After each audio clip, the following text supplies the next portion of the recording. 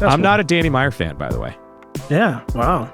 Let's hear that. Tell me more. Yeah. You're mad at greatness?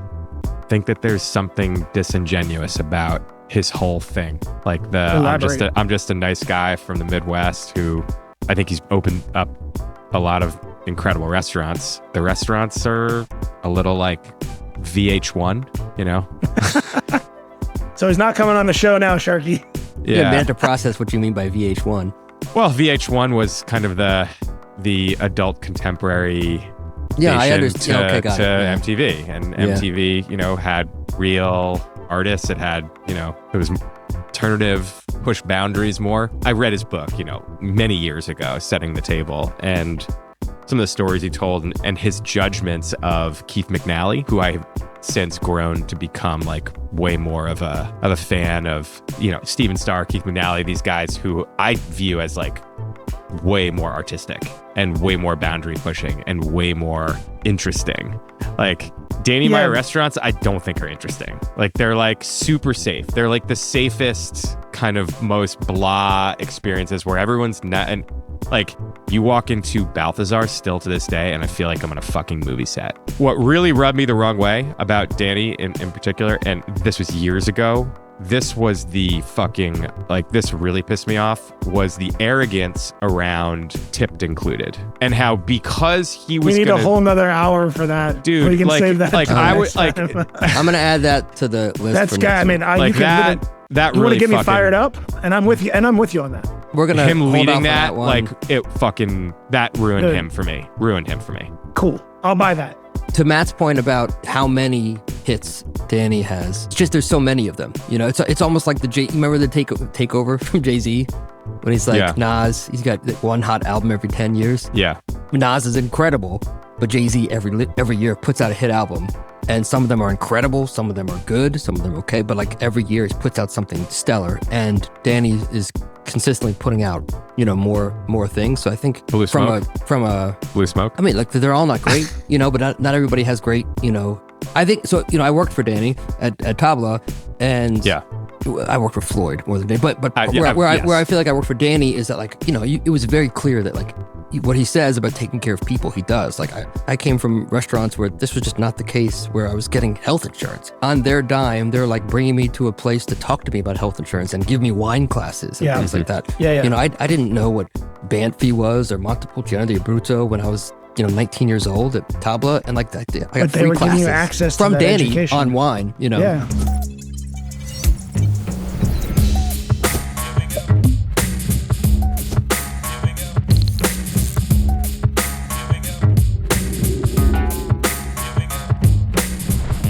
All right, boys, we're live. All right. First off, Mr. Matt, congrats on Sammy Davies. Thank you. That you always have so many dogs, man. I love dogs. But like little dogs. It's kind of hard to have a big dog, so. Not really. I had bulldogs in the city for a long time. I mean, I love big dogs, but little dumb ones are easier. Yeah. Also, happy birthday to Jules, your son. How old's your son today, Mike? 10. Well, it's fucked up. 10. Wow. I can't believe I have a 10-year-old. Yeah. That's crazy.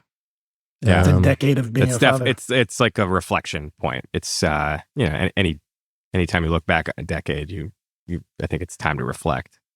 Yeah, that's wild. Yeah. And how old is Rosie? Rosie's 7. 7? God, I got a 7 or 10-year-old. I'm about to have a 5 and a 6-year-old. Pearl will be 5, while Stone is still 6. I think of, you know, being out of it, you know, past basically 4 and 6. Yeah. Like now your 2 kids can like entertain each other. Yeah. They're starting to. Yeah. They're starting to. Well, this week, first of all, I added a bunch of options here for topics. And Mike, I wanted to add a little bit more meat on the bone for you. Yeah. So there's a couple here that I think are specifically for you, but did you guys get a chance to check them out? I did. I'll give a little TLDR on each, and then we can kind of decide which way we go. By the way, I want to have Eli back on. I really like, in case you guys didn't get from my consistent messaging. Yeah. I like Eli. Did tell him, like, we got to cut it with the whole, you know, boosting up Conway, because it doesn't really do any good for anybody, honestly. I don't think I he told needs him to it, bring number one. protection next time because you're hunting. All right, so here's some topics. One, I was just like, this is selfishly for me. I'm just curious how you guys take notes, and not like I'm in a meeting and take notes, but like when you have an idea pop up, what do you do? Where do you put it? And then what do you do next? Because I'm sure we all have these because we're building businesses. Like when I have an idea for something for my business or a new business or a team member, where do you put it? And then what do you do with that? So that's one. Regardless, I want to get to that at some point, if not today. Mike, this was really more for you, but obviously we can all chat about it. But there's a big trend towards divestitures versus M&A. So like a lot of large businesses, especially in the food space, instead of M&A, are actually divesting or splitting up brands. So like Unilever is like spinning off Ben & Jerry's. Kraft is bifurcating their company into two separate businesses now. One's got like the Hellmann's and the Philadelphia, and one's got more of like and there's a bunch of companies doing that. Why? I thought when I agreed to do this that we wouldn't use so many big words. What word did I use? This was supposed to be like, a down and dirty, dumb guy. Okay, first of all, guy. Matt, I feel like you have more of an education than for sure than me. I don't know if that's true, but I have 2 years of an associate from culinary school. Okay, I got to breeze through these just so we're clear. So I call them this contradiction corner because I was doing some research. We started talking about this a bit about how there's this sort of rise of experiential dining. Yeah, not just things like where you can golf and see shows and things like that, but even Michelin's talking about bringing back the Gary Doan and things like that. But McKinsey had their study from 2025 come out, and there was a very clear driver of like what people consider value when they go to a restaurant. What makes it feel like there's more value or not? The food is like one of the top two, and portion sizes, but like experience was like almost the bottom of like how good the experience was. So, anyways, that's one, experiential restaurants, and what that means. The cost of dining out is going up across the board, but it's actually it's getting more expensive, and it's gotten more expensive to eat out than it is to eat at home relatively to the growth. Matt, there's a lot of talk around what I'm calling like the wine reckoning. There's a huge supply versus demand challenge right now. So there's a bunch of oversupply. Demands are dropping. Tariffs are really like causing big problems. Confusions around health benefits of it and alcohol. A lot more like private labeling happening. So there's a whole wine reckoning like happening, and it sounds like it's not going away, and it might be just a complete paradigm shift of the wine industry. So I definitely want to talk about that, if not today, at some point. The rest you guys have already seen because they're from last time. So Mike, I'm going to throw it to you because I know Matt's going to jump in anyway. So like, what do you want to jump into first? Let's take your time. Let's talk about restaurant value. Good time. Take your time. I mean, you want to start with notes? You want to just start with notes and then move to... I'd love that. I don't think that should take any of us much time. Well, yeah. So I just want to know, when you have an idea, what do you do? Like, where do you write it? And then what do you do next after that? Because I'm always having this like problem, and like, where do I put it down? And then I have these places I put it, and then what do I do next? Yeah, I don't see it as like a huge like problem solve. If I have an idea, I mean, I put it in my collaborative work management tool. So I use ClickUp. I'll just throw it into a task or like some sort of, there's like a note interface in ClickUp. I'll throw it in there, and then I built this, like, this isn't like anything fancy, but I built an OKR tool using with Replet, and then I'll try to figure out how it interplays with the either the quarterly or the annuals that I've played. I'm going to level set a little bit because I mean more sure, sort of as it relates to like your company, your goals, things like that. But I mean, just generally speaking, right? So I don't know if you use ClickUp for your life personally, but just in general, when you have an idea, are you using ClickUp is like a project management tool? Are you using that for everything in your life? And like, what do you do if you just have an idea? Like, oh, what'd be a really cool business is if I, started my own wine company, and I actually had it, packaged with my branding, and I partly just like, where do you put that, and then what do you do next? So if it's literally just an idea, I think this speaks to what I'm like currently looking at. usually ends up as a search in a browser. It's like right now I'm doing a ton of research on residential senior assisted living. And I've got, hundreds of ideas, but really the result of that is like 6 browser tabs that I just keep open. And all there's that seems wild, by the way. That's like that. It doesn't really become truly process driven until I really make the decision that I'm going to, try to go after this idea and really try to. But for ideas for any of your businesses that you have, those all go into ClickUp. So you just put them into ClickUp. And if there's already something, if it's an idea that relates to an active project that I currently have, it ends up in my project management solution. Okay. All right. Yeah. Got it. Matt, what about you? I thank you for translating the big words for me as well there. I write it down old school. I don't know if you remember Richard Holliku at Cafe Gray, but he would walk around with a lined binder in his hand everywhere. And I was like, that's so corny, dude. And he's like, there's no better way to keep track of yourself. Like you scratch it off as you go and keep building the list, come in the next day and rip it off. I've got one by on the nightstand by the bed, because sometimes when I'm trying to sleep, I like have these ideas, thoughts, things racing through my head. And if I don't capture them, and like getting my phone out and getting the screen in my face is just like a little jarring sometimes. So sometimes I can't even remember or can't read what I wrote in the morning because it's like scribbled because I'm half awake. But even in my day-to-day life, before it goes into something more tech savvy, like a program, I'm always just writing notes, whether it's for the wine bar, whether it's big ideas, shopping, thank you notes I need to send. Like right now, I just went through my list, podcast. I gotta swing by the wine bar and buy the glass pull for the week and tack down the list, and I'll rip and rewrite until it actually goes into something electronic. I do a lot of open tabs when I'm researching something. Like my staff's always like, can we close these out? They haven't opened for a week. So I do get there, but like old school pen to paper, no surprise here, the old school guy in the tech room sticking to sharpening his number 2 pencil. I write it down. I mean, I think there's something to writing things down. The only reason I don't write things down is because my handwriting is so bad that I literally can't read what I wrote. But so let me put this into context for something, and then it'll actually maybe go to the next topic anyways. But Matt has a private label wine for his restaurant. It's great. It's based on some other wine, and sort of, Matt, you could talk about what it is because you'll explain it better. But you had that idea at some point. You're like, you know what? I should fucking private label something for Tippling House.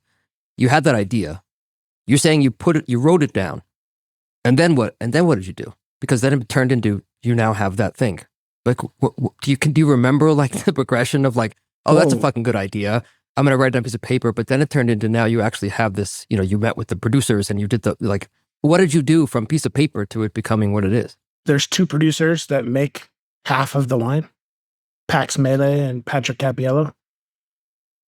Patrick's been asking me to do a private label for 3 years. He's done one for Chubby Fish. He's done one for other restaurants. And it's like, he's got the winery. You could buy any fruit, process it, make clean, crisp wine. And I'm like, it's just not really our thing.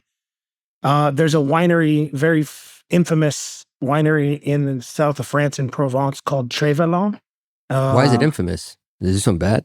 It was an artist family that moved there, and infamous might be the wrong word, but I didn't want to call them famous, but they make a wine that nobody else does. It's half Cabernet and half Syrah blended together. And that's like something you just have never seen anywhere else. And it was a really like artist family, like rich artist family from Paris that settled here. And what they did was went through like the old deeds from the 1800s and saw that that's what people were doing pre-phylloxera. So he was like, well, if it worked for them, it'll work for us. But the thing that struck me when we went to visit many years ago, Eloah was his name. He's since passed away and his kids run the domain, is that he was like, it's 100% whole cluster Cabernet Sauvignon. I've never seen that.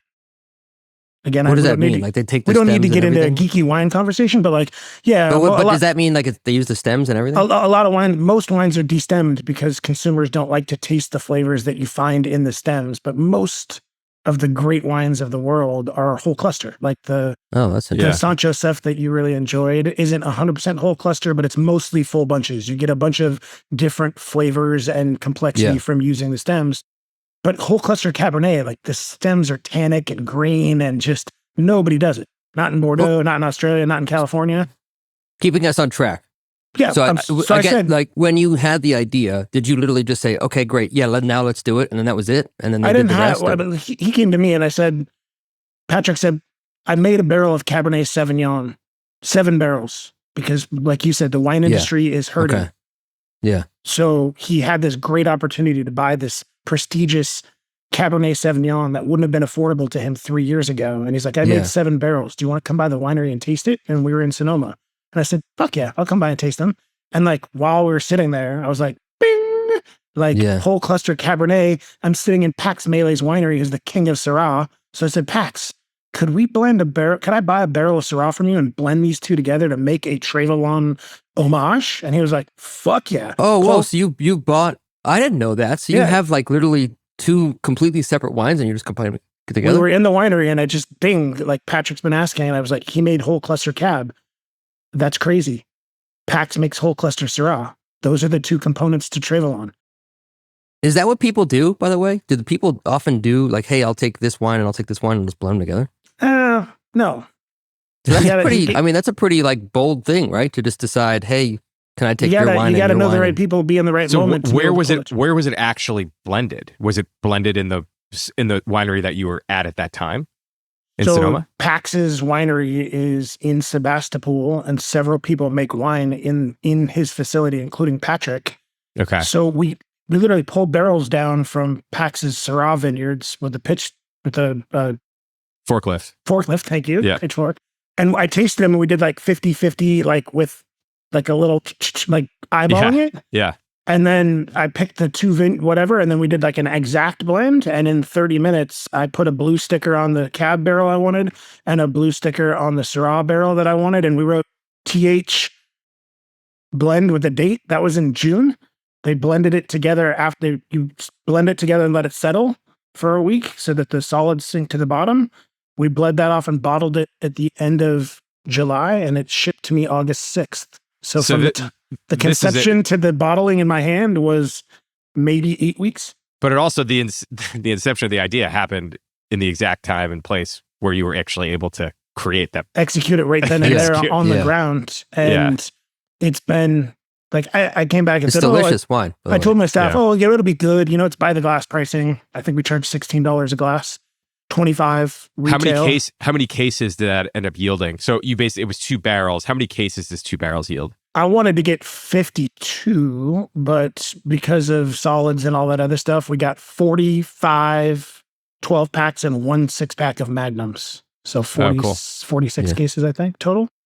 But yeah, it's $16 a glass. And I came back and told my staff, it's going to be like, it'll be good. You know, it's like, it's not going to blow anybody's mind. And to be honest, we've gotten such wild feedback from it. I'm going through it at twice the space. But anyways, the idea came from a moment, and I never actually had to write that one down. But had I not been in Sebastopol on the ground, I would have written it down, and then I probably would have put it into, to be honest, just straight notes in my phone under a tab that's like things to do or this week or whatever. Call Patrick about cab. Or something like that. So that happens. You have the idea, you write it down, and then you put it into digital notes. So like you have another project you're working on, which is why I introduced you to Mike. Like when you had an idea to like, okay, now I want to try to do this other thing. Went from idea to a digital note. And then do you turn that into like, okay, now I'm going to do that idea and I'm going to make it into a project? Or are you literally still just working off of idea, note, and then it kind of just flowing with it however it goes? I'm a flower. Yeah. So again, I'm not very conventional. When I approached Mike about expanding our current burrito business, he asked me for like 400 things that I couldn't provide him because I don't do like the burrito business that we have. The press here in Charleston is like thriving beyond anybody's wildest dreams, but it was always just meant to be like a little side thing. Like we didn't like do what normal people do to like vet a business, or, you know what I mean? Like in the beginning, I remember we didn't have stickers that like identify the burrito. Like we didn't have any of the things that now, like we did 114 burritos in 3 hours on Monday. Like we couldn't do that without like reach-in refrigerators and like all these things that we didn't have in the beginning. We kind of just like, we're like, yeah, let's sell some burritos out the window and see what happens. So I might not be the right guy to encourage I'm envious of that because I want to do that more. I feel like, like for any idea that I have, it starts with an idea and I'll write it down digitally. It's always digitally because I have terrible handwriting. And then it goes into a backlog of all the things I want to do. And like this podcast, for example, I mean, this started a long time ago. Yeah. But like the idea sparked after Wiley came to our team summit and we had a cool conversation by a fire. And I was like, oh, we should do a podcast. But then it went to, okay, what's everything I need to do to have a great podcast? And then I had to go create this project of like, listen to all these things, learn what makes a great podcast. Like I like research the equipment that I need, like define like the cadence and can I keep up with it, enough so that it doesn't just die off? Because when people start something, then it just dies off. And I did all of these things. And then that meant that like from idea to actually getting it out the door ended up being like 4 or 5 months. Yeah. And that's, I don't want that to be the case. And I think for me, when I do that, it's so that I feel very confident that like I will put all my energy into it. Cause if not, sure. I feel like I don't want to, like I'll just half-ass it. Well, there are times in my world where I do, like, for instance, when we decided to put a cheeseburger on the menu at Tippling House, it was like kind of highbrow, lowbrow idea. And it was an idea that I wrote down, but we worked on that for 7 months before we released it. Like we did exactly what you were just talking about. Like they were just like, it's good. Let's just put it on the menu. And I'm like, no. We need to know, we blind tasted the grind, the cheese, the bread, what type of pickles, what the pickling liquid was. I mean, we did cheese maybe 6 times, all blind, like over and over for months and months and months. And people say we make the best burger in Charleston. I don't know if that's true, but I know it's fucking very good because we left no stone unturned to make sure that it was absolute extraordinary. And that was list after list after list after list. And a lot of shared notes, with like the chef. How many things, and Josh, this is, goes to you as well. Matt, how many things was that project competing against? And how did you, because when you say 7 months to get a burger blend out the door, obviously what that says to me is like, oh, they really took their time to get it right and they left no stone unturned. Why couldn't that be compressed into like 4 days? And same for you, Josh. Like, what else did you have competing against? Because it ultimately comes down to prioritization, right? And like, how do you? I'll answer that. I'm not. I can guess how Matt will answer this. So I'll answer this, and then I have a follow up for Matt. For the podcast, this is also a big part of my business, and me sponsors it. Yeah. So I had to also like make sure I understood: will this actually drive results that I'm looking for my business, and what our goal is and priorities, and like, can I actually like talk to the audience that we serve and things like that. So I did have to think about that because it was part of I have these MITs. I only have 2 or 3 at any given time, like most important things. Yeah. And thank you for the transition.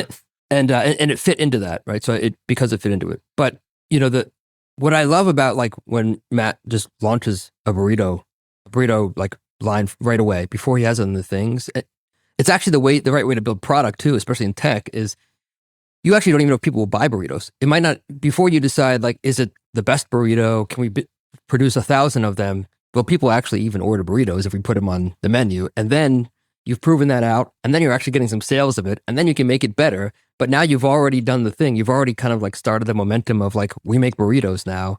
Yep, we got to make them better. Yep, we got to get more equipment. We got to make it more efficient. We got to get this labeling and things like that.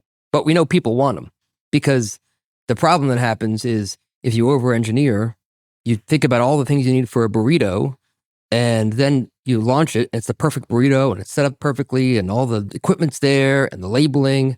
Turns out, actually, nobody wants a burrito, and then you're fucked.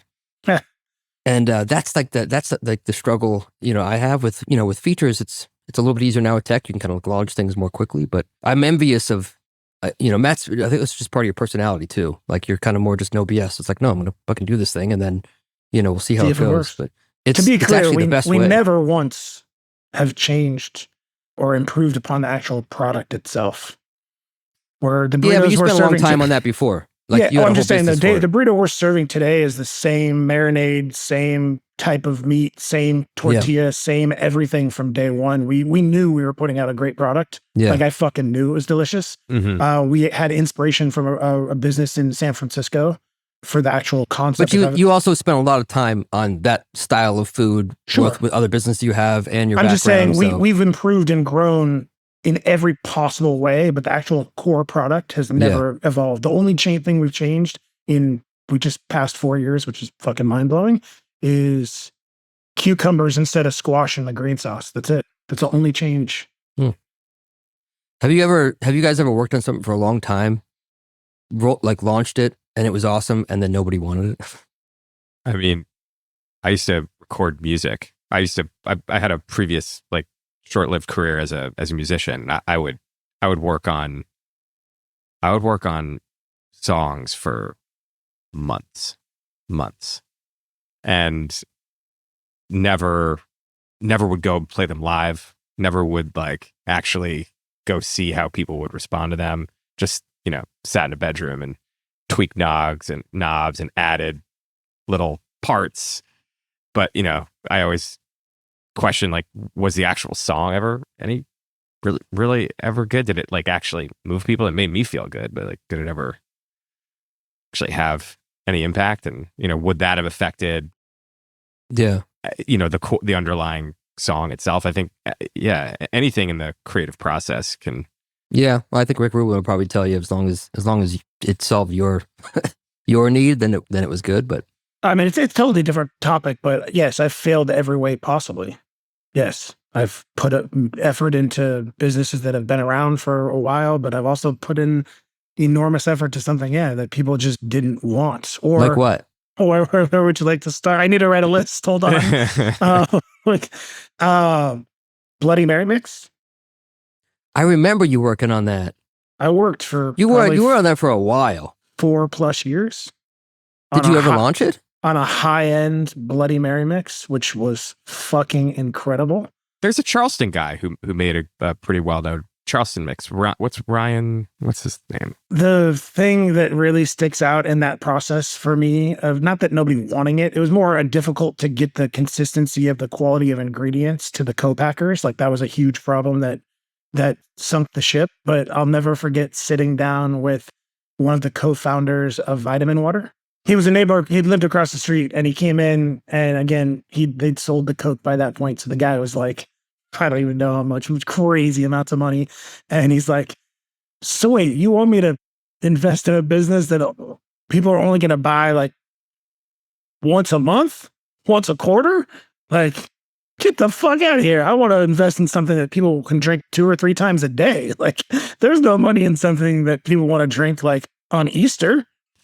And like, he was sitting there saying the words, and I was like, dang, that's a really fucking good point.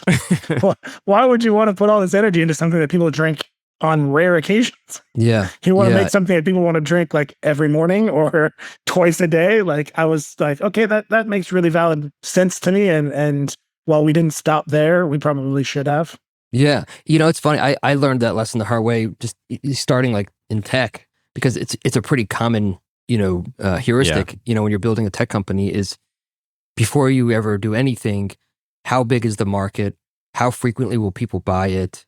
If you succeed, how big can this opportunity be? Who's doing it today? All those things are like critical to decide to do something, because once you do it, you got to go all in. You're going to put a bunch of cash into it, obviously a bunch of time. Don't like believe that there's actually an outsized opportunity to have something huge. It's not really something that you just wouldn't do it, or you would, do it knowing that like, hey, don't invest a bunch of money or time and don't expect too much out of it. And as in the restaurants, I never once thought that way. One, because you don't think that way, when you're putting out a new menu item or something like that. But it's so obvious and took a long time to realize. But that's a perfect example. The Bloody Mary mix, probably fucking awesome.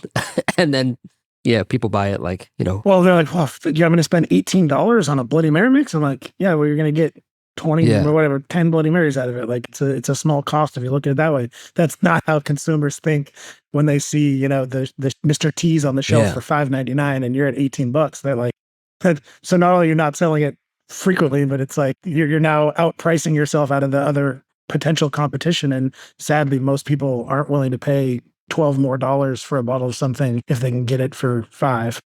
But I did this week, I'm sure you guys saw, I posted about our little podcast here, and I got a lot of really crazy feedback, good feedback, but some people were pretty, I was surprised by the amount of people that weighed in or shared their feelings. Some people from the Boston area, and again, I don't know how this gets distributed out, but they were definitely enjoying Eli and some of that conversation and had some of their 2 cents to throw in there. A lot of people were intrigued by the robot conversation with the sommeliers, and people texted me, they were laughing their ass off at me standing up for our craft. And then speaking of craft, the whole sharing thing and Tom ClickUp, I had so many people drop in and be like, dang, you feel that way? You don't want to share, blah, blah, blah. Like, it was really whatever. But I thought the Is that from your like a story that you posted? Yeah. And again, people just, I didn't expect anybody to really like weigh in, or even I had probably a handful of people that I've never met or heard from ever that like it's wild. Like when I hear this now, like my team is mostly the ones that tell me, and they're like, oh yeah, I was on a call today and they mentioned the podcast and they listen. I'm like, really? Like, they're in like Oklahoma. That's crazy. And there's a lot. Yeah, we have a lot of, But I will say that, again, we can get back onto another topic, but I think that what this conversation has done for me, and again, if one person listens or a million listens, is not going to change how I feel about what we're doing here. I'm going to retire. These conversations have made me realize it's time to hang up the sommelier shoes. Wait, what? Yeah. What are you talking about? I just think, the conversation about robots and then just the tech point of view that you guys take. And I have a good friend here in Charleston who we should bring on the show, which is also why I wanted to bring Jason on, because he's one of the person who reached out and he had some very strong opinions about Chef Colicchio and being supportive of the industry. And I don't want to speak for him, so I thought it would be best to invite him on, and we can get him on so that he can share his 2 cents about all that. But, I have a friend here in Charleston who's probably the most famous wine person in this town by a long shot, Femi, and from Graft. And like, he really relies on AI and tech to run his businesses. So he'd probably be a really good person to bring on as well. I'm a firm believer that like Michael Jordan is a former professional basketball player. He may go shoot hoops in the morning with his homies, but he's not a basketball player anymore. It's like being a sommelier is something you actually actively have to be participating in. Tableside service. You're not once a sommelier, always a sommelier. Just a conversation. Nobody gives a shit about, what I've done or the people who do the work and have sharpened their skill over and over. And some of our conversation, it's not that big of a deal, but I'm going to move away from floor service and just put former sommelier on my handle and retire from being somebody that considers themselves an active sommelier. I think it's time. This is super fucking interesting, and I think that the rest of the show might be this, because I have a lot of questions, and also I want to know how you got to this, but I also want to hear your definition then of what a sommelier means, because I don't want to inject myself in yet, other than like I run a tech company now, and the hardest thing for me to think about is when I'm talking to people, am I a chef? Am I a chef still? I don't know. I guess am I not? I don't run a restaurant. So I guess I'm not a chef. I don't fucking know. But when I say former chef, I'm like, oh, that doesn't feel good, because it was like, it's so much of who I am as a person, how I think. So like, I want to start with, what then do you consider is the definition of a sommelier? Let's start there first. You are no longer a professional chef. Okay, let's start with, what is a sommelier? I mean, a sommelier, there's a difference between a beverage director and a sommelier, and that gets confused in the press all the time. I see lists of the best sommeliers, and then they pick people who don't work the floor, and that's not how that works. A sommelier is my former partner used to always joke, a server in a suit. A sommelier is somebody that's actually tied to service, right? They're working with the maitre d' or their front door lead to identify guests and what their desires are for the evening. They're working in collaboration with the kitchen on the beverage selections, whether that's non-alcoholic all the way through wine. Like a sommelier's job, there's a lot of management experience supporting captains. Like it's a rank in the service. And again, not every restaurant has multi-tiered service levels, but at any level, if there's a wine professional on the floor or a sommelier, their job is to be actively engaged in service. So that would be first and foremost for being a sommelier. You have to be on the floor working service, period. Do you have to do it a certain amount of nights a week or whatever? Like, I'm not going to get into the nitty gritty of that. So hold on, stop for a second. So you tie a sommelier directly to the restaurant field. There's no active somms who are, what about the court of master somms, right? Are any of them still engaged in daily restaurant activity, or are they strictly engaged in the education of certifying somms? And why are you tying this directly to being on the floor during service? Because that's the definition of the profession. That's why I wanted to ask that first, because Tom Colicchio, we just talked about, like, it may not be the greatest example, but like there are, I don't think he cooks in restaurants. He has restaurants that he runs, so I guess that's a bad example. I'm trying to think of a chef who like doesn't have restaurants anymore, but is on like any TV chef. Most of them still have restaurants. So I don't know if you remember, probably 10 years ago, like Thomas Keller made an official announcement that he's not, maybe even more than that, he's no longer an active chef at the French Laundry or any of his other. Sure, but there's no way you would say you don't say Chef Thomas Keller. You say Chef Emerald. I mean, he still wears whites. He still presents himself as the chef entrepreneur. So it's a little gray, more gray there. But it's like he's still like eating the food and giving critique. But he made an announcement that don't confuse me for ever working the pass. It's not part of my job description anymore. Yeah, it's a little different with a sommelier. But to address the court of master sommelier, I mean, the amount of them that pass the exam and never work a floor shift again, you can do the research on your own. Off the top of my head, I only know maybe less than a handful out of the hundreds. It's not an organization that I have any amount of respect for, to be honest, because I think wine should be inclusive, not exclusive. And their biggest brag is how few people pass. And I've had the argument with my friends that sit there. They're like, could you imagine being a professor at like an Ivy League school for like grad school and bragging about how few of your students pass? Like you wouldn't have a job. I think that part is like, it's like master chefs. How many master chefs are there? Like, sure, but it doesn't count. I don't think very many of them work the floor. And if they're working the floor, then they can be a sommelier, and that's part of the problem with the whole thing. Like being a master sommelier, I don't think knowing the subregions of, Mole Valley, Chile matters, right? Like that doesn't make you a good sommelier. And sadly, our field is deteriorating or just outright dying. And it's because people like me are so few and far between, and nobody cares. Like there's no... I think people care. I don't think it's necessarily that people don't care. I think there's probably less people. What? People don't care about the craft, or people don't care. People don't care about supporting the profession because of its nuance or because of its. People don't care about.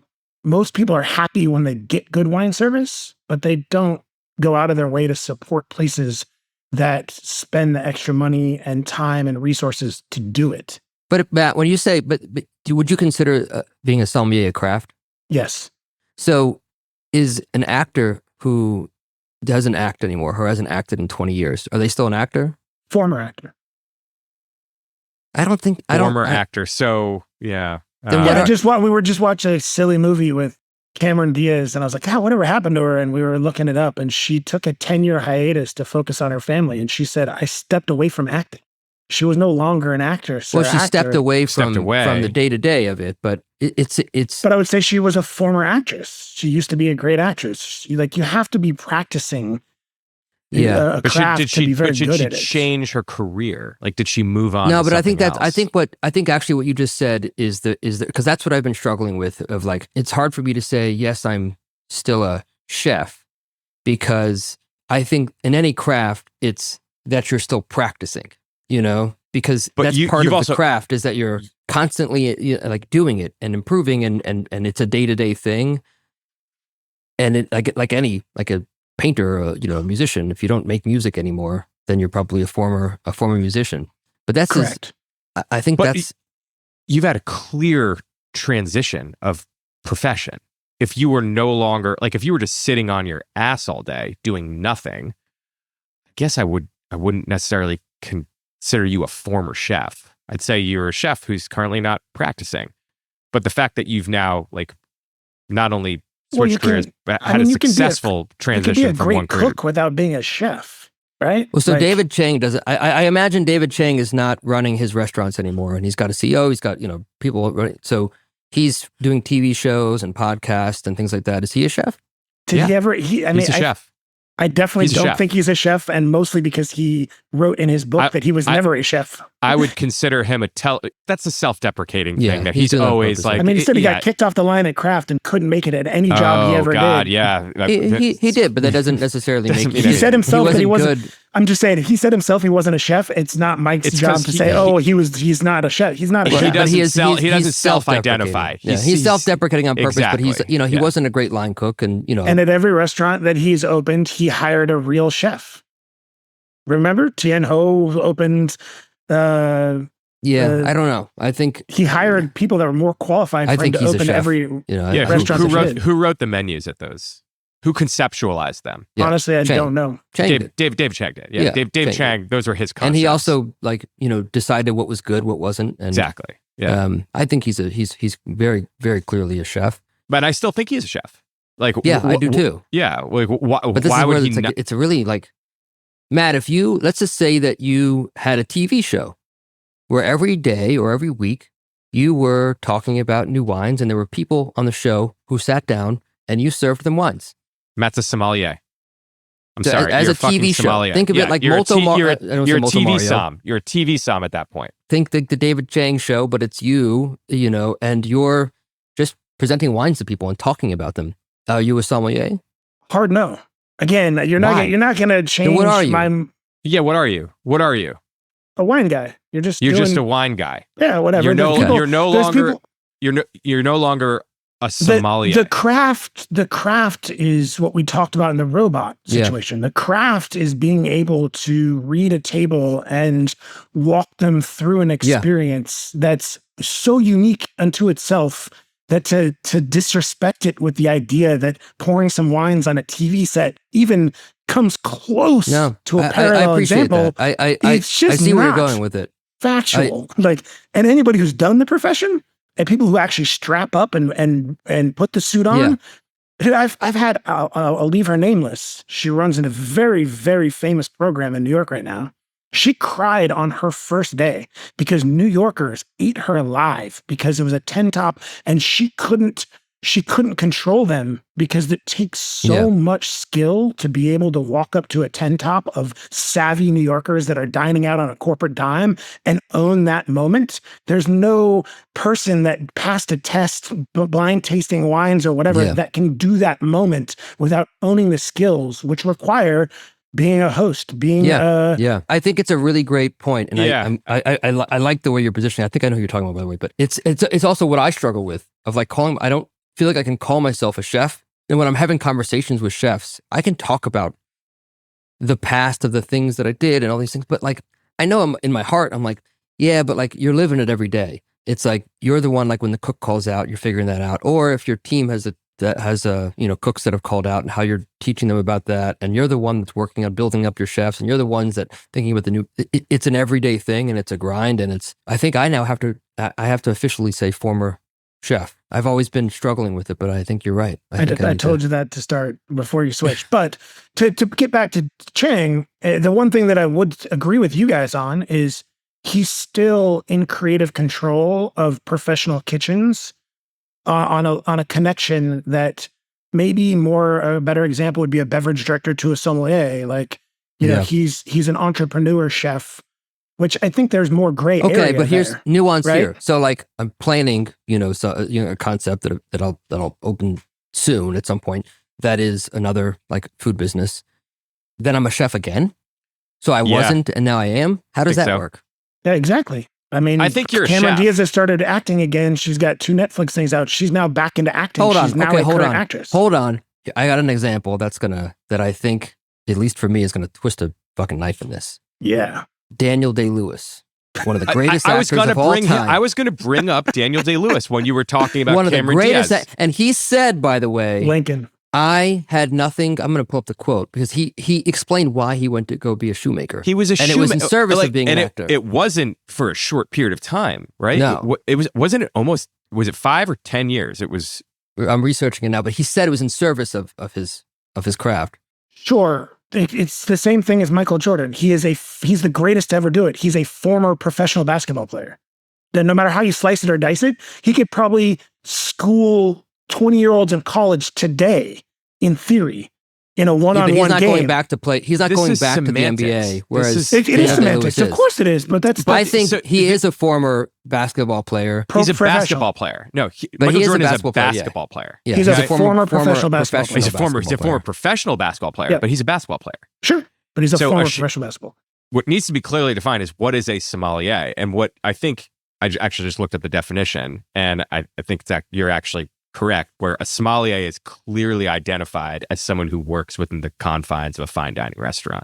It would be really, really disappointing if after a 22-year career, I didn't know the definition of my own job. That would be breaking news.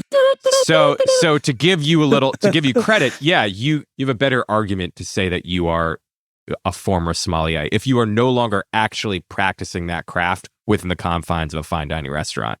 The term chef is a lot more broad. If you look up the definition of chef, agreed.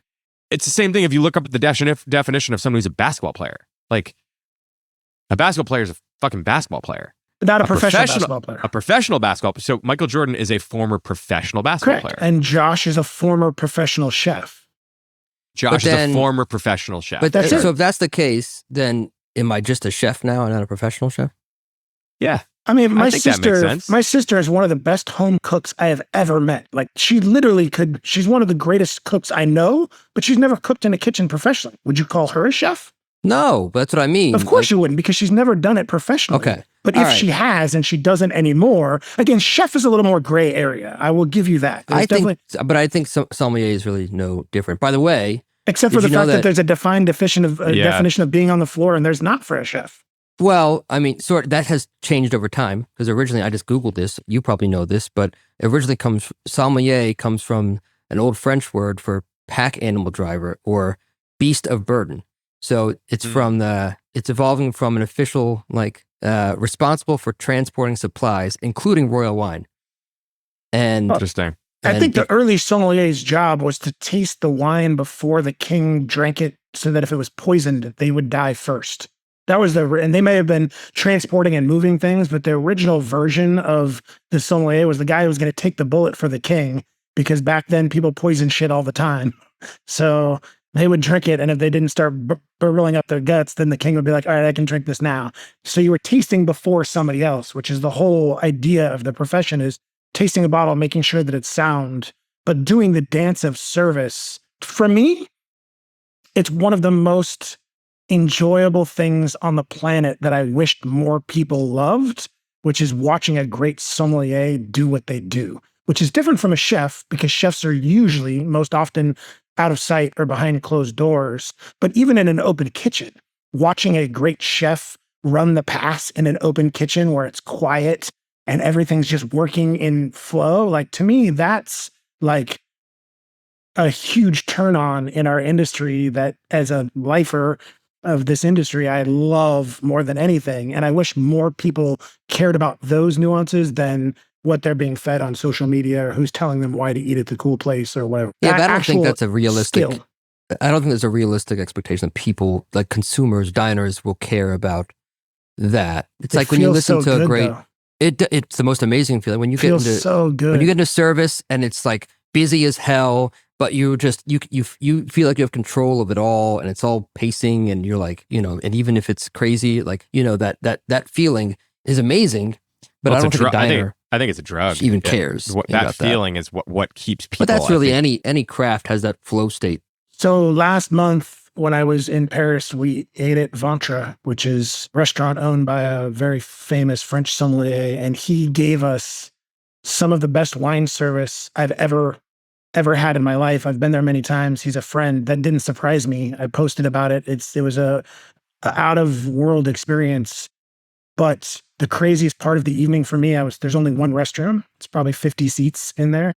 And there was people in front of me in mine, and there's a little short window next to the kitchen that was like waist high that poked into the dish station. And while I was waiting for the restroom, I watched the dishwasher doing what he was doing in his station. And I was like, it almost brought a tear to my eye, because this guy was working this little station that I could see, sink station, with this control and confidence, and just the way that he washed the edge of the sink and squeezed out the sponge and then took the next cutting board. Like, I would have eaten out of that dish station. And I never got to see the guy's face, but I was like, fuck, dude, without that guy, this experience that I'm having isn't the same.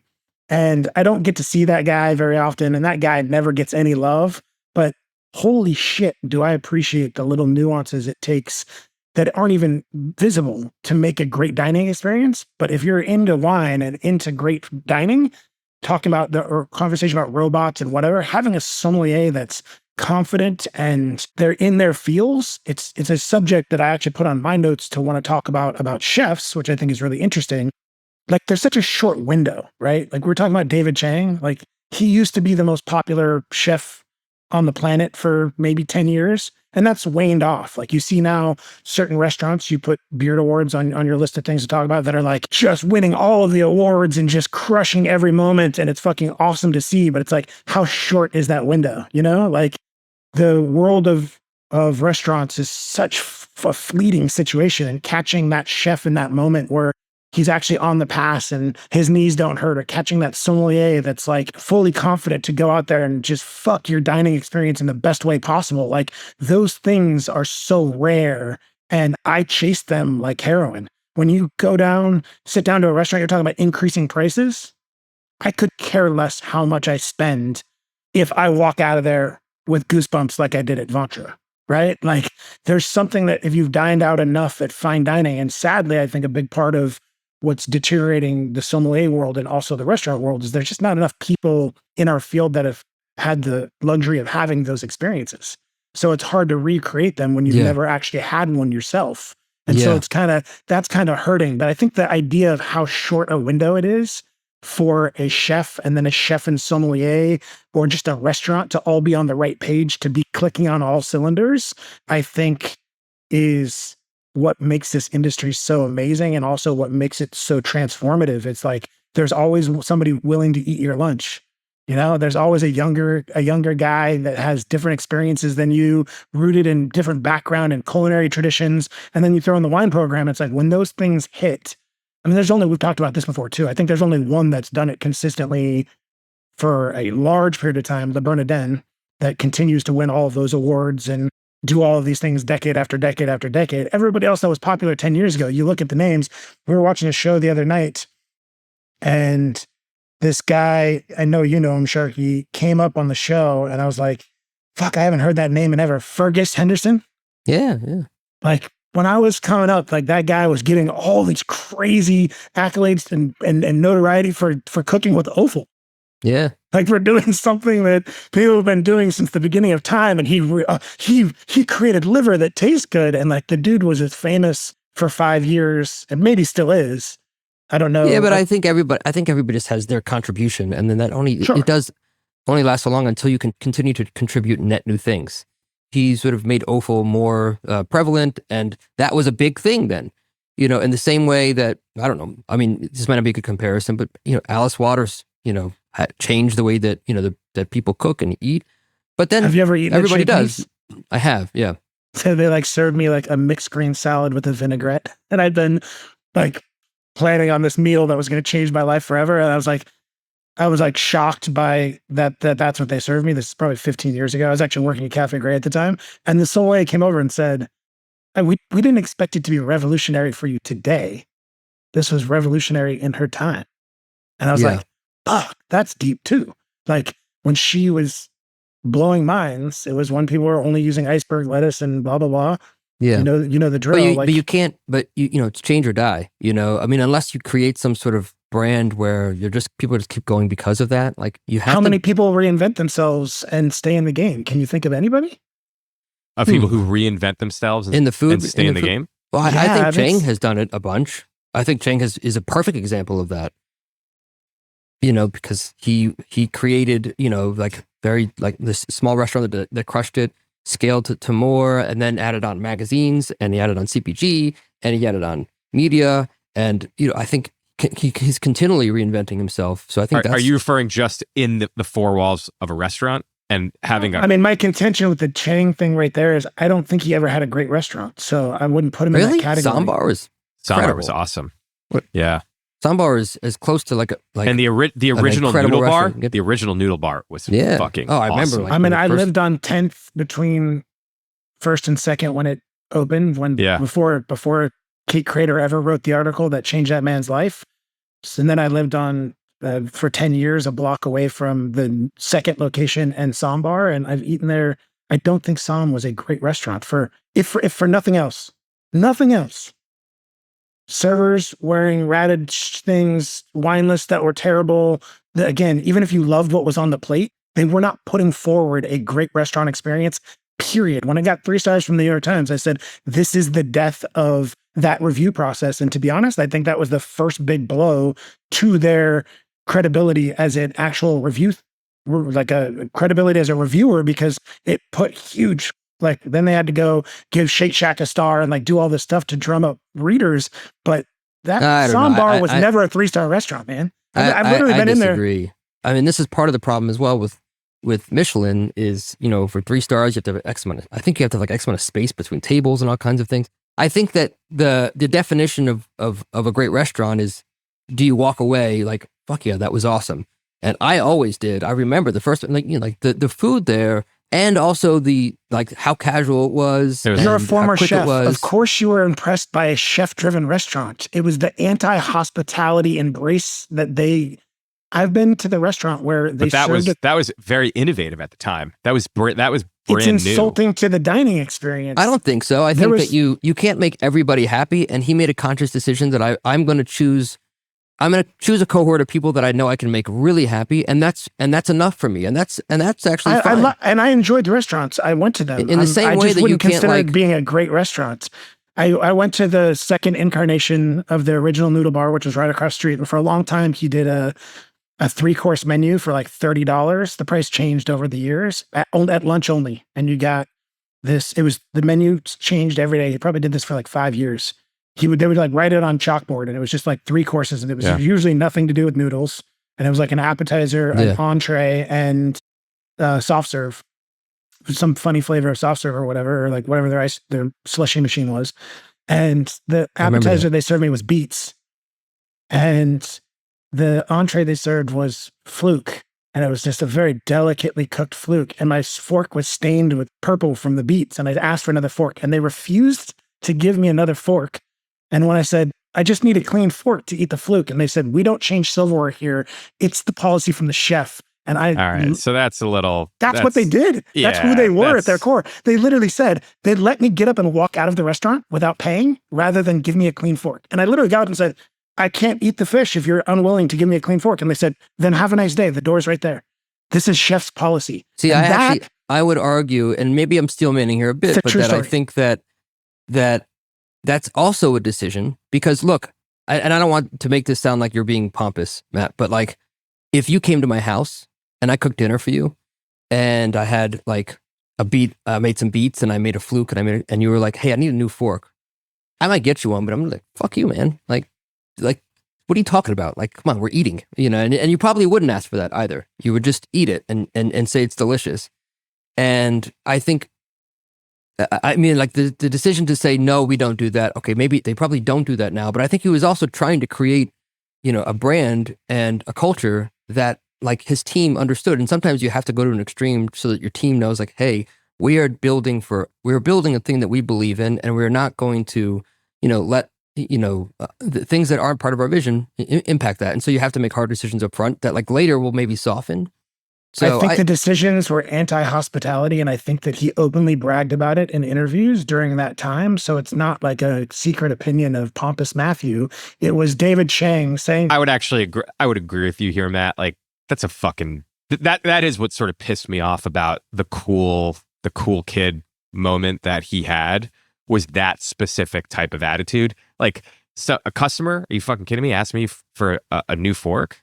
No problem. Get the customer a fucking fork. I don't think care, that the actual action was right. Like, that they should have. But he embraced that. He built that culture. Yes, he did, and that might be a mistake, and he softened over time. But it was that sort of sternness that was necessary to have a new approach to dining that didn't exist before then, that now it didn't. You eat at restaurants that are great restaurants where they're wearing t-shirts. There became an anti-movement to that. Like the chef-driven restaurant became kind of silly. Right? And again, I credit him for being huge revolutionary figure in American dining. I'm not taking that away from him. When you said, give me an example of somebody who's done something really well, been in the spotlight enormously, and then pivoted very well. And you said David Chang. I don't think he ever had a restaurant while he was very influential, if not extremely influential for his time. I don't think that he made great restaurants. So give me a better example of a great restaurant that pivoted and moved with their coolness. How do you define great restaurant? He had great restaurants. Yeah, he had great. I mean, I think this is they were wildly successful. They were delicious. Noodle bar, dude. They were fun. It's a noodle bar. There's lots of great noodle bars. Somm bars. First of all, there's lots of great noodle bars now. There wasn't then. Yeah. And there wasn't anybody who David knew Chang how to invented the noodle bar? Is that what you're saying? He invented the approach to doing that with... There was not a noodle bar in New York City? No, there was not chefs that were trained that were leveraging other types of cultures and other types of techniques and applying it to a noodle bar or anything simple. And then think about what that spawned. That spawned the whole movement. I mean, think about the restaurants like Franny's who did it around pizza. You did it with hot dogs. But there's plenty of other... So how about this? And maybe this isn't a pivot. No, I wouldn't call French Laundry and per se a pivot, but that was a challenge. And to do that in New York was really, really difficult. I think in the restaurant industry, it's like there's like the Balthazar style of like, we're going to do what we do really well for a very long time. Gotham Bar and Grill, Le Bernardin, places that like didn't change who they were. And while they had their cool moment, they were okay with being less cool and just being great, delivering greatness, whether or not it was popular.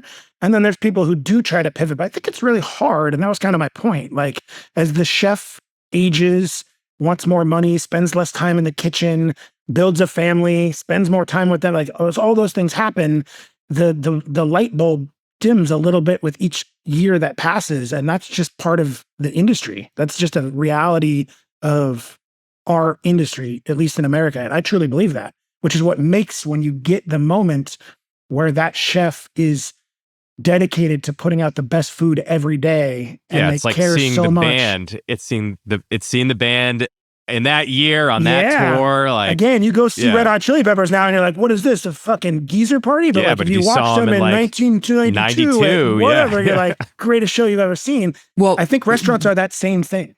And there are some. It's not always the food, by the way. It sometimes can be like just their things, net new things that they're doing. I have to think about examples. I wonder if you would consider Major Food that, because you remember the original Teresi, which was this tiny hole in the wall. Turkey's did best really turkey well, but very simple, very simple. And that was, they were doing the sandwiches during the day, and they were doing best turkey sandwich and it did really well. And then they turned that into this very, very different, exclusive red sauce, bringing back the 1970s or 80s, whatever it was, and completely changed the narrative into something where, Jay-Z shows up, and it's a very different, and then, scaled that, did more of those exclusive things, then went back to Teresi 2.0, which was completely different from from the first version, but way better in its own right.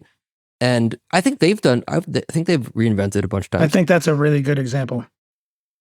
Yeah. Wow. Did Matt just agree with me? Yeah, I think it is. I think he's weird. You finally said something smart, Sharky. I know there's other examples, by the way. There's probably tons of them.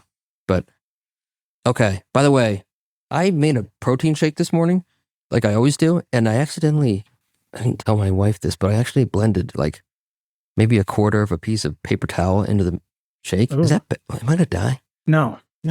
Your body quarter piece of a wet paper towel in paper towels. You could swallow a penny. Dude, I tried to strain it out.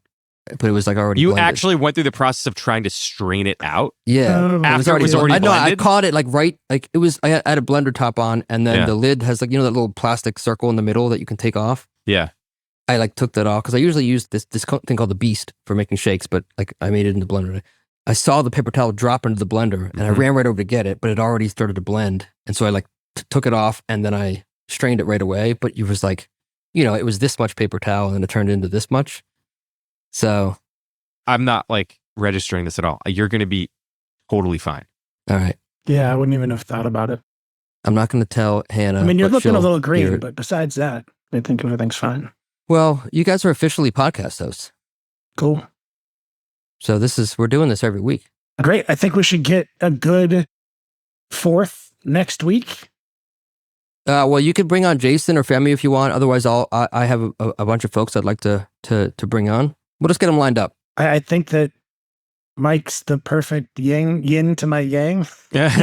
He thinks the exact opposite of me when it comes to a lot of things. And I think that having that now for a few weeks and then bringing someone else in, I don't want to ever feel like I'm like yelling at or beating up on a guest, but I do think it helps like swirl some thoughts around.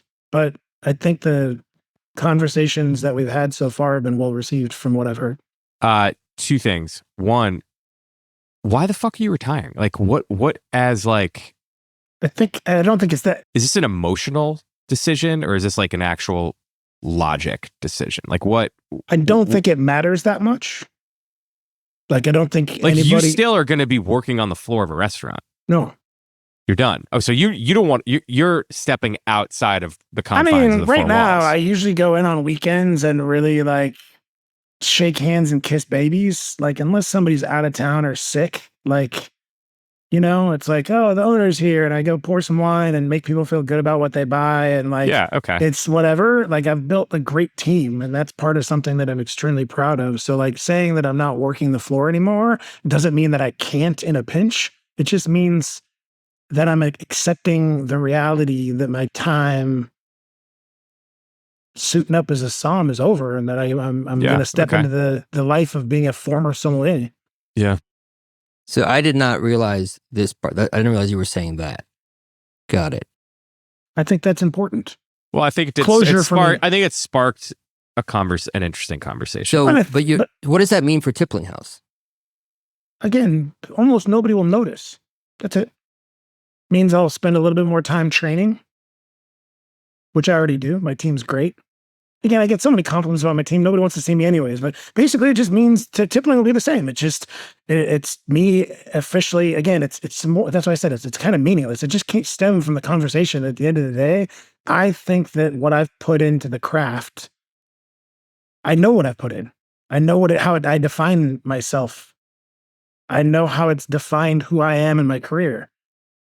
But there's a time where you have to say, it's time for the next generation. I think that's now, because I don't think enough people give a shit. That's the point. You guys open my eyes. People would rather have AI tell them the 2 glasses that they should drink with the dish, because that's easier for them than having a human interaction. And if people aren't going to go out and support people that have done all of that work, then let's move on to the next generation. And they'll do something cool with it, because they always do, which kind of goes to the David Chang conversation. Like, I don't think there's people out there in the next generation that have done the work that my generation had, but that's what every old man says, right? That's what every fucking geezer says. There are kids or young sommeliers out there that are going to do extraordinary things in this space. I just don't see it right now, but there's always a transition period. And I think COVID kind of slapped everybody down. So we'll see how the flowers grow out of the ashes, and I'll be excited to see what that looks like. But I don't think that it's my time to be participating. How are you going to fill this gap for yourself? Open more restaurants? As I said, I've slowly moved myself over the past 18 months away from being that guy anyways. Again, unless somebody's out of town, it's a small place. I definitely step up when people are sick or out of town and make sure that the restaurant's running properly. But yeah, more burrito shops, the press. I don't know. I'm crazy. I just got a new dog. Maybe we'll... If anything, Matt, you're an entrepreneur, so I know you're going to start a business. Yeah, and I love my chef, Micah Pearson, and I love my team, and I think they're doing great work. supporting them in their journey of doing, what feels right for them in my space is something that brings me enormous gratification. So being there more for them and allowing them to lead and make the decisions, even including what's on the wine list and how we're going to serve it and, how the list ebbs and flows. And again, we're doing, my chef wants to doing oyster roasts and collab dinners and all of these things. And it's like, I'm too old for that shit, man. Like, I'll sit back and order the rentals, make sure that he's set up for success and has the staff that he needs and knows that whatever we talk a lot about food, we taste a lot of food together, like not during service. I'm constantly be like, I loved Vitello Tonato. Here's a cookbook from this place that I went. He just went to New York and ate at a few places and like got some inspiration. Like, so it's like that part of it is something that'll never go away, but you don't have to like work a service to do that. That's exciting, dude. Very exciting. We'll see what happens. We'll see. Yeah. Steve Palmer. That was his name. Steve Palmer. Yeah. He's like the Danny Meyer of Charleston. My team asked me to bring him on the show. He's the Danny Meyer. What are some of his spots in Charleston? Indaco. It's called Indigo Road is his group. Indaco is an Italian restaurant. He has Oak Steakhouse, which is like one of the OG steakhouses here down like in like the original part of town, like old town or downtown by the city hall. He's got huge space right down from my house called there's a ton. Barn 8, Sistina, Shakudo, CC. His restaurant group's called the Indigo Road. Corner Chop House. I mean, there's a tons. They should be on Mies. He's probably got 13, 15 restaurants. Kudo. I'm going to see if I think he'd be a good guest on here. Right next to me here, he's got a big coffee shop. It's called Mercantile and Mash, and it's like I've been there. It's like a big that he owns that, and then next to it is Bar Mash, and Bar Mash does live music for free every Monday night. And that's interesting. I don't even see those on the website. Yeah, he's got a lot of places. Like one of my favorite things to do in Charleston, like if you guys come to town and it's a Monday night, I'm like, let's go to Bar Mash and crush some live music. It's like it's one of the great, when the music's great, it's one of the most insane experiences you'll have because it's free. And wow, he's got a lot of a lot. He's 16, just on Bar Mash, like 16 bars and cafes. Wild. Yeah, and he just bought Post House Inn, which is a hotel property in Mount Pleasant, and that has a restaurant attached to it. Like he's got 5. He's got 6 in development right now. He doesn't drink. He's moving Indigo. Got West Palm is in development. Nashville's in development. Yeah, but he's the Danny Meyer of Charleston. I wonder if he would like that comparison. I'm sure he would. Who wouldn't? I don't know. Maybe not him. Who knows? Maybe he said Danny Meyer's a pretty nice guy, right? Maybe he wants to be the Steve Palmer of Charleston. Oh, sure. I'm just making an analogy for two New Yorkers, man. I'm not trying to take anything away from the guy. He's wildly successful. I'm not a Danny Meyer fan, by the way. Yeah. Wow. Let's hear that. Tell me more. Yeah. What, you're mad at greatness? I think that there's something disingenuous about his whole thing. Like I'm just a nice guy from the Midwest who opened up a restaurant. I think he's opened up a lot of incredible restaurants. I think that the restaurants are a little like VH1, when. So he's not coming on the show now, Sharky. Yeah, we have to process what you mean by VH1. Well, VH1 was kind of the adult contemporary.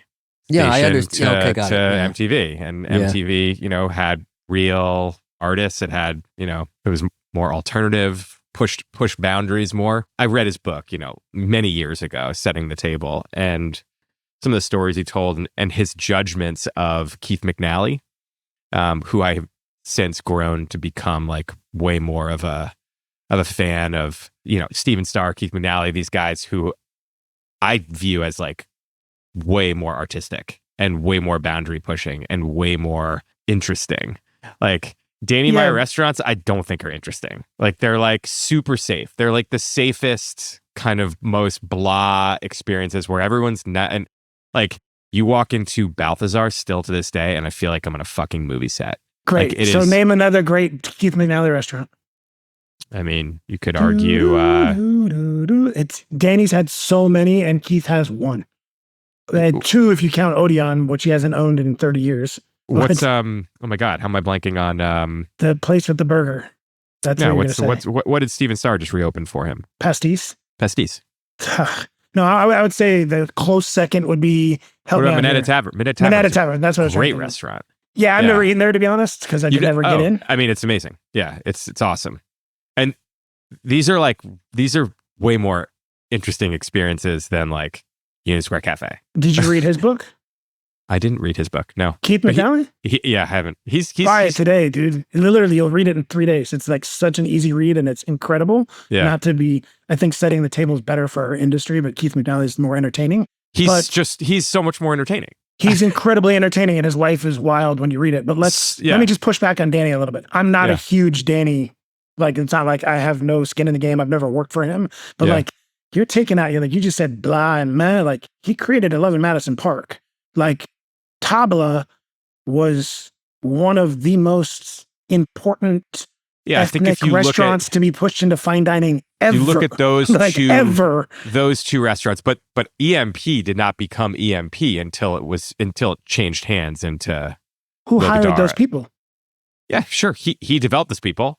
But those people, he's the one who chose to bring, flourished way beyond anything Danny Meyer but he's the one who done. chose to bring a young, unknown Daniel from the West Coast. Like that was his decision, and then he was smart enough to eventually sell the restaurant to him. I think the first iteration of the modern, he didn't discover. He actually sent out someone who went and ran a process and brought. Again, Daniel I wasn't there in the meetings. I just know that I ate there when it was Carrie Heffernan, and I was. Have you seen the movie The Restaurant? Like the doc, the restaurateur. Yeah. I think that sort of is why I think the modern under its first, like in its first incarnation, was a great restaurant for what it was supposed to be. Great for Gramercy Tavern. I think Gramercy Tavern is one of the great restaurants of all time. Yeah. I wouldn't argue about Gramercy. It's a great restaurant. And I would say that's the least of his like blah restaurants that I'm sort of thinking about. But when you say blah and like safe and whatever, putting an Indian restaurant in a category of 3-star dining is anything but blah or safe. He put tabla and Indian food in a context that had never been delivered to the American people before. That's revolutionary. I think it's a little harsh to say he hasn't ever pushed the boundary.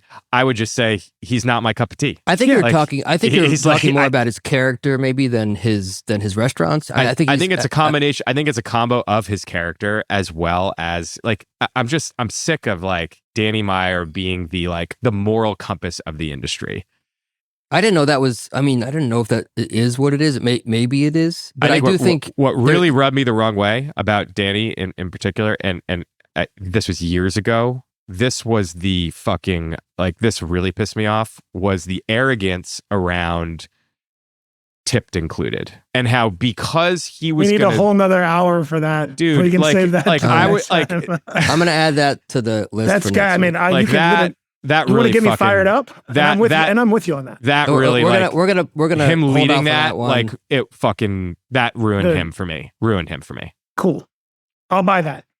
To Matt's point about how many hits Danny has, it's just there's so many of them. You know, it's almost like you remember the takeover from Jay-Z when he's like Nas. He's got one hot album every 10 years. Yeah, Nas is incredible, but Jay-Z every year puts out a hit album.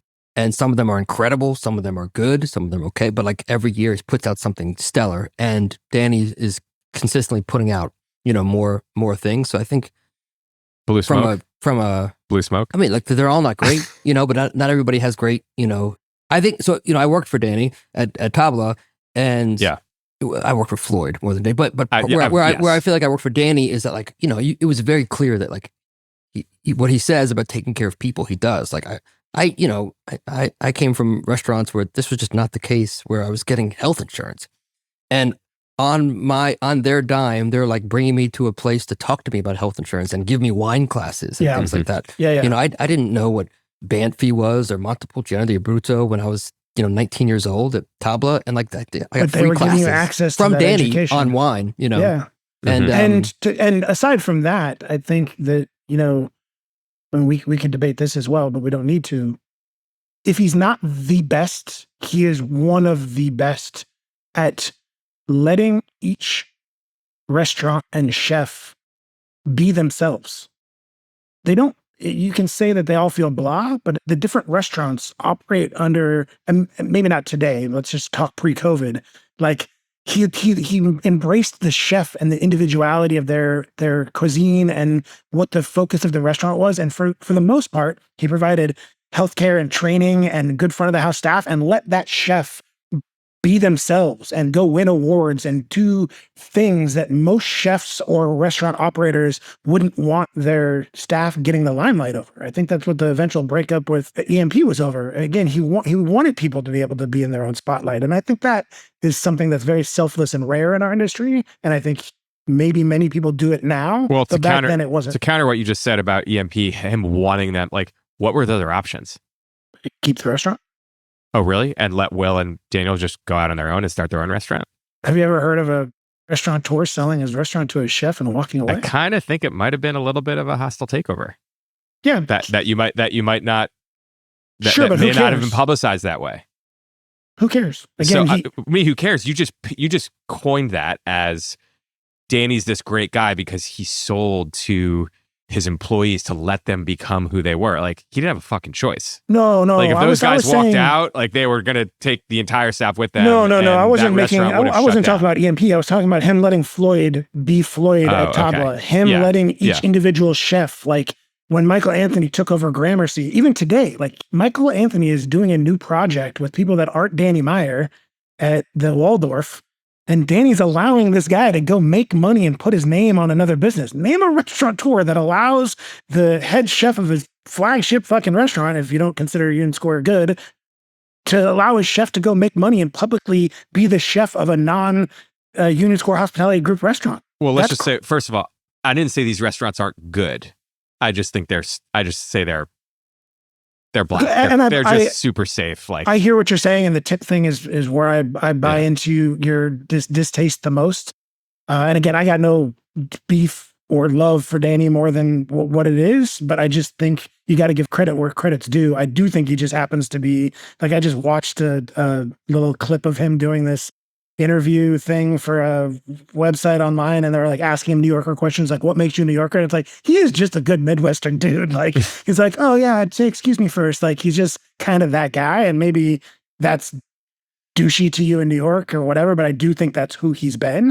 But I do think you got to give credit where credit's due. He had hit after hit after hit, to Sharky's point, and if you think they're blah, the public disagrees with you. I mean, I remember being like, how can I not get into the Modern? It's like 400 fucking seats. And I went in there and it was like standing room only for months and months and months. Like, people loved what he put out. And maybe that is because it's a little square. I have a ton of respect for what he's built. And I think, you know, you can't deny like what he's done for the industry. I only have one beef. I have one beef with him. And it's that when I had Bark, before Shake Shack started to blow up. Oh, didn't he fucking open Shake Shack right down the street from you? Well, that's not that. I don't care about that. Like, he came in with Randy and JV and a couple folks to Bark. No, let me finish. It's fine too. I'll let you.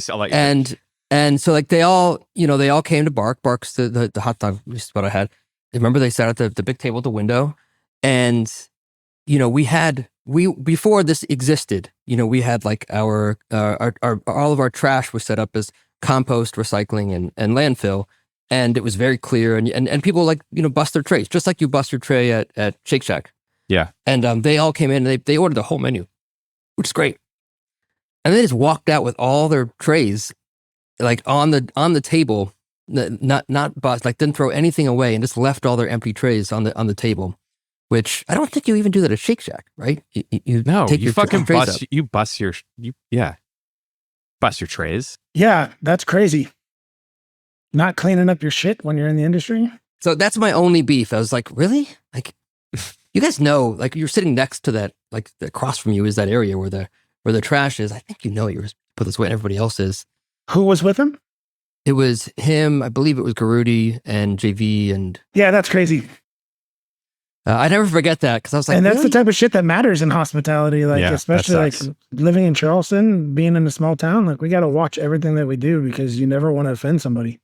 You know, whenever I was hiring for staff at the restaurant, I would always sit them down at a table, and I would bring them water. Like whether they asked or not, I would bring them a glass, like at Bark we had, the compostable cups.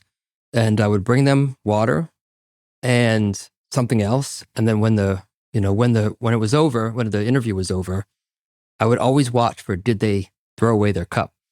And it was like a telltale sign, like literally like 100% of the time, the people that didn't. And sometimes if I could, I would purposely, when I knew they were coming in before the restaurant was open, I would put a napkin or something on the ground and just see if they pick it up. Because, it's an empty restaurant. They're coming in, basically coming to, and there's a napkin like 20 feet in. And I would just put that down and just see if they pick it up. Same. Telltale sign. Like 100% of the time, the person that didn't pick it up or the person that didn't throw away their cup didn't get hired. And for not just because of that, but like they didn't meet a bunch of the other things that we were looking for. Sharky.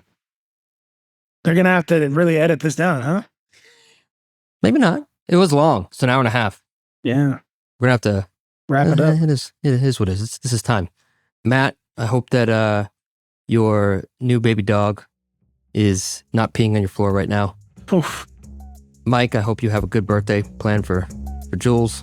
And I will see you guys in 7 days. Same time. Sounds good. Same place.